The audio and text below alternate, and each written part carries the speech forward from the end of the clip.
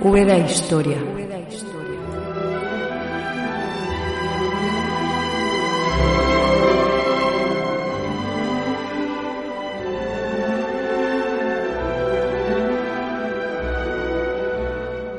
Cuando dejamos que otros cuenten la historia por nosotros, no solo estamos renunciando a comprender el pasado desde nuestra lógica cultural, sino que nos abocamos casi definitivamente a observar el mundo desde el prisma que aquellos han querido mostrar. Esto ha venido ocurriendo en España desde que fue perdiendo poco a poco la hegemonía en Europa, a lo largo del siglo XVIII y de manera ya clamorosa en el XIX. La intelectualidad española, deslumbrada por los postulados de la Ilustración y bajo la influencia política y cultural francesa, no supo ver el trasfondo de la operación de desprestigio y falsedad que se iba cimentando en las élites culturales europeas contra la imagen de esa España ya desgastada y casi domesticada que había puesto contra las cuerdas durante 2 centurias a las potencias más pujantes del momento. Nunca le perdonarían a los ejércitos de los Austrias ni al pueblo español la hazaña de haber descubierto un nuevo mundo y de imponer su dominio sobre una Europa siempre dispuesta a empuñar las armas contra su enemigo ibérico. No lo hicieron entonces, cuando fue construida la leyenda negra, y no lo hacen ahora, en este incierto siglo XXI, porque, aunque pueda parecer un absurdo anacronismo o la obsesión acomplejada de algunos historiadores, esa leyenda falsaria sigue vigente. España ha quedado marcada irremediablemente por toda una tradición literaria e historiográfica fomentada desde el mundo anglosajón y francés hasta tal punto que, para bochorno propio, los propios españoles hemos dado por buena su versión y hemos convertido el estudio de nuestro pasado en una cuestión de debate permanente, azuzado por las insidias de hispanistas extranjeros de todo pelaje, que ven con regocijo cómo su labor ha calado no solo en el español de a pie, sino en los ámbitos universitarios más eminentes. España, o buena parte de ella, se avergüenza de su historia y, llena de prejuicios, observa con envidia callada la de sus vecinos y enemigos de antaño, pensando que la suya, la de los demás, fue una historia normal, civilizada, razonable, europea e ilustrada, y que la nuestra fue anormal, cainita, salvaje y digna de desprecio.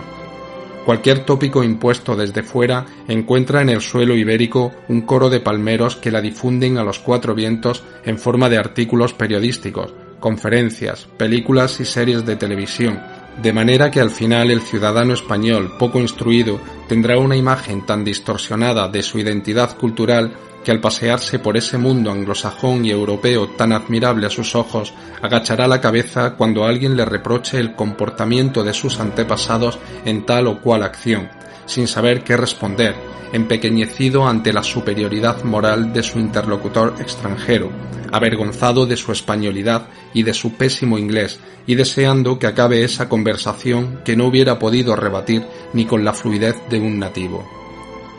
Cuando son otros los que nos dictan lo que fuimos y lo que somos, corremos el riesgo de andar por el mundo huyendo de nuestra propia sombra. No es un asunto menor el conocimiento de la historia, pero no esa historia que nos venden en las películas y la literatura servil, no la historia otorgada paternalmente por los adversarios de siempre, ni la historia de la impostura y la corrección política. Me refiero a la historia real, la que está exenta de clichés y ausente en los medios audiovisuales, las plataformas de series, documentales y entretenimiento digitales o las tertulias radiofónicas de masas.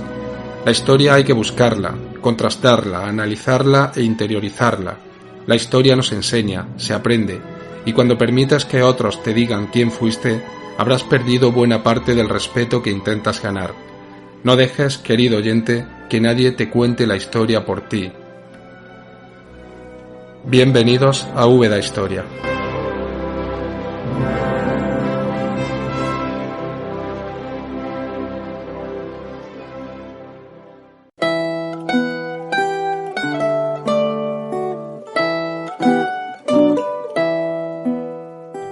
Si toda época tiene interés en sí misma, hay algunas que, por la intensidad de los acontecimientos que se desarrollan, suscitan una especial atracción no solo para los historiadores, sino para el público en su conjunto. La que vamos a abordar en este episodio es una de ellas. Y es que tanto en lo general como en lo particular, desde el ámbito peninsular hasta el terruño ubetense, los sucesos serán un reflejo a distinta escala de la realidad de un momento crítico en la historia bajomedieval castellana.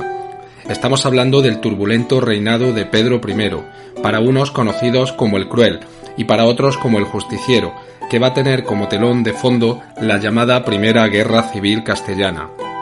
Si se suele decir que la historia siempre la escriben los vencedores, un ejemplo muy a propósito de tan conocida máxima la podemos encontrar en la figura de este monarca, que sufrió, una vez derrotado y muerto por su hermanastro Enrique, toda una damnatio memoriae al más puro estilo de los emperadores proscritos de la antigua Roma.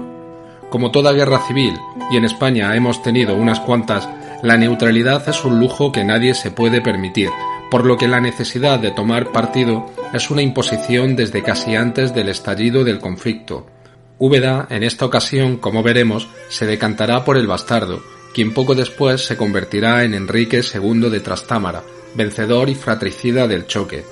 El hecho de apostar por el ganador no le librará de los horrores de la guerra que alcanzará en la ciudad un especial dramatismo, como también relataremos en breve.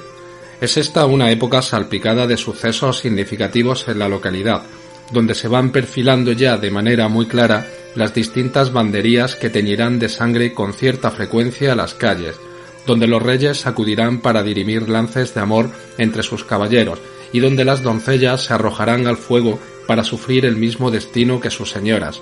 Pero antes de entrar en Honduras, haríamos bien en situarnos cronológicamente, en ver de dónde venimos para mejor comprender hacia dónde vamos. Es por eso que antes de afilar las armas debemos hacer un breve repaso de la situación.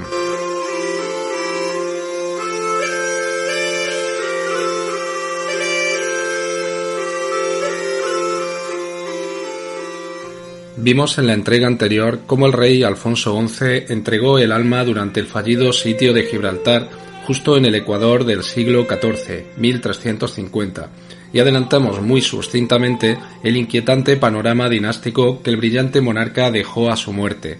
Recordemos, el fallecido rey había abandonado a su esposa María de Portugal y a su hijo y legítimo heredero Pedro por la dama Leonor de Guzmán, una noble castellana con la que tuvo 10 hijos, la mitad de los cuales murieron. Entre los otros 5 se encontraba el primogénito Enrique. Pedro y Enrique eran por tanto hermanastros. El mismo día de la muerte de Alfonso, Pedro fue proclamado rey en Sevilla a los 16 años. El fallecimiento del soberano provocó el inmediato levantamiento del cerco de Gibraltar y la dispersión del ejército cristiano. Si hubo algo que caracterizó a Alfonso el XI durante su reinado, fue la maña que se dio en meter en cintura a los nobles. Una vez desaparecida su autoridad, las aguas volvieron a desmandarse. Tal fue así que no bien fue proclamado rey Pedro, los partidarios de Leonor de Guzmán se rebelan contra él temiendo las represalias que el flamante monarca pudiera emprender contra los afines de la que había sido amante de su padre.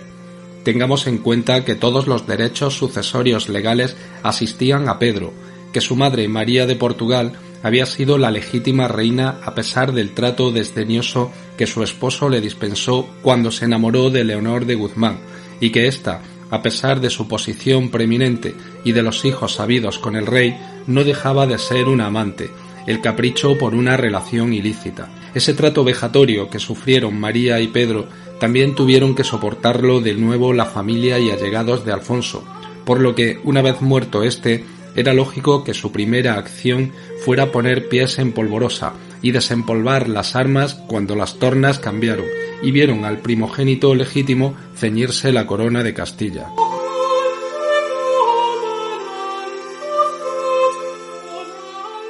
Como siempre decimos, no corresponde a este audio adentrarse en los pormenores de la historia general castellana, sino en una de sus ciudades más emblemáticas, pero consideramos fundamental tener una visión global de lo que está pasando en esa España efervescente medieval para situar el contexto de los acontecimientos particulares que a continuación encararemos. La situación es muy compleja, con alternancia de pactos, rupturas y alianzas hasta el estallido de la guerra abierta, y donde se mezclan numerosos protagonistas de uno y otro bando. De manera muy resumida, diremos que tras avenirse el rey Pedro con sus hermanastros y sus partidarios, llegará un momento en que este difícil equilibrio se haga imposible, produciéndose ya la rebelión definitiva entre el monarca y el bando de su hermano bastardo. Enrique tendrá de su lado a los nobles, encabezados por Juan Alfonso de Albuquerque, mientras que el rey Pedro encontrará en las ciudades y en las minorías judías y musulmanas su punto de apoyo. La polarización no podía ser más acusada. La guerra implicará también a la corona de Aragón, en donde se refugian los hermanastros del rey, Enrique y Fadrique, y el conflicto se internacionalizará con la aparición en escena de Francia e Inglaterra, los franceses del lado del rebelde y los ingleses a la cabeza del famoso príncipe negro, luchando a favor de Pedro I. Este suceso bélico hay que enmarcarlo dentro de la Guerra de los 100 años que se viene produciendo desde hace algunas décadas entre ambos reinos. El rey Pedro, como hiciera su padre Alfonso, tratará de someter a la nobleza, ahora ya enemigos declarados, y ejecuta a muchos de ellos. En Toledo castiga brutalmente a los conspiradores y a sus parientes, ordenando asesinar a 3 de sus medio hermanos. El apelativo del Cruel tiene su base en estas acciones. Para complicar más las cosas, el monarca mantiene relaciones con una noble dama llamada María de Padilla, pero es obligado a casarse con Blanca de Borbón, otra noble francesa de alta alcurnia. A los 2 días del enlace, el rey la abandona. Dicen las crónicas que por la negativa del rey de Francia a pagar la dote prometida. La reina Blanca es humillada y encerrada primero en el castillo de Arévalo y después en el Alcázar de Toledo. La reina madre, María de Portugal, apoyará a su nuera y lógicamente los franceses también. Poco después, en 1354, una vez obtenida por 2 obispos la controvertida anulación del matrimonio, el rey se vuelve a casar, ahora con Juana de Castro, a la que volverá también a abandonar. Todos estos acontecimientos suponen una red de intrigas entre partidarios de unos y de otros, que a su vez arrastrarán a terceros reinos, como hemos visto, en un clima de agitación y violencia creciente, pues las ciudades se verán obligadas, como manda la lógica guerra civilista, a decantarse por el rey o su hermanastro, o lo que es lo mismo, entre las milicias concejiles urbanas o el estamento nobiliario, que aquí no valen términos medios. Enrique apostará fuerte, y antes de concluir la guerra se proclamará rey a su vez, prometiendo innumerables mercedes y privilegios a los nobles que respaldan su nombramiento. Es por eso que en las crónicas el primer Trastámara será conocido como Enrique el de las Mercedes. Esto sucede en el año 1366. Por cierto, lo de Trastámara viene del título de conde de Trastámara que ostentaba Enrique antes de convertirse en rey. Este condado se ubicaba al noroeste de Galicia, por donde discurre el río Tambre o Tamarón. En latín se referían al territorio en cuestión como Trastamarí, más allá del río Tamarís, de donde se derivará Trastámara. Bien, una vez situados, con el rey Pedro I y su némesis Enrique metidos en crudelísima guerra, vayamos a Úbeda y veamos cómo respira la población a la vista del panorama.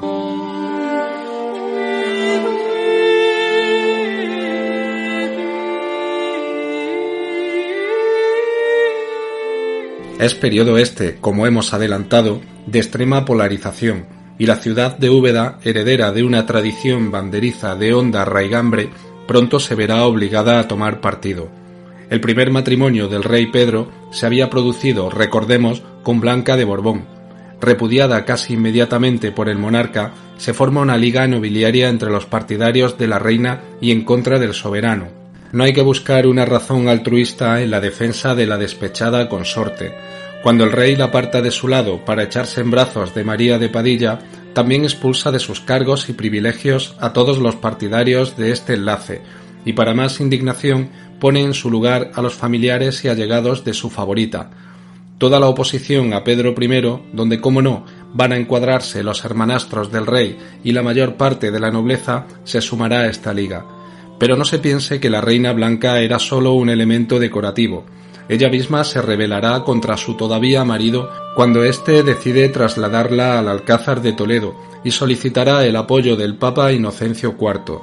Detrás de todos estos movimientos, para no perder la perspectiva, subyace el enfrentamiento monarquía y nobleza. No olvidemos nunca el fondo de la cuestión. La ciudad de Toledo se rebela contra el rey en favor de la reina, y a ella le siguen Cuenca, Córdoba, Jaén, Úbeda, Baeza y Talavera. Estamos en 1355. Bien, ya tenemos a Úbeda decantándose